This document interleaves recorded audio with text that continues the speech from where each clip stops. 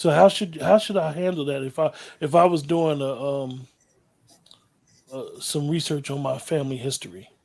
Definitely. First of all, we gotta get away from the secrecy, right? I found out a lot of different secrets in my own family, both sides, and it really changed the trajectory of how I looked at myself as a Black woman, and also to how I wanted to conduct my life. Um, just even I look at it with on my mom's side, everyone's homeowners. So I was like, yo, I'm gonna be a homeowner, and I am. And another thing, the vibrations too.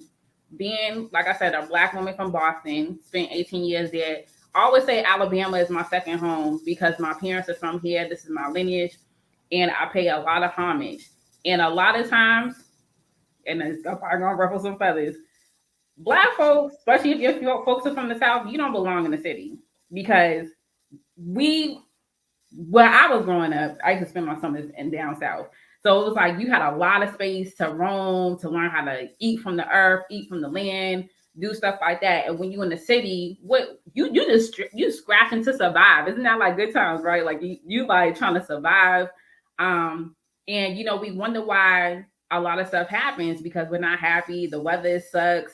You really can't, you're not getting fresh produce. You kind of like separating yourself from them people down south. They slow, right?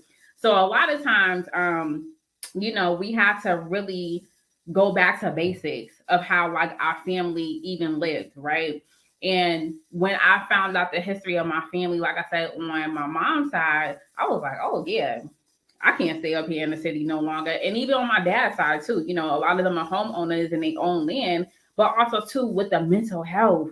When I realized like my grandmother, lived to her 90s, but she dealt with mental health issues, had two nervous breakdowns, and I was like, no way, I'm going through that. But that probably set the trajectory of me going to be a social worker, You right? So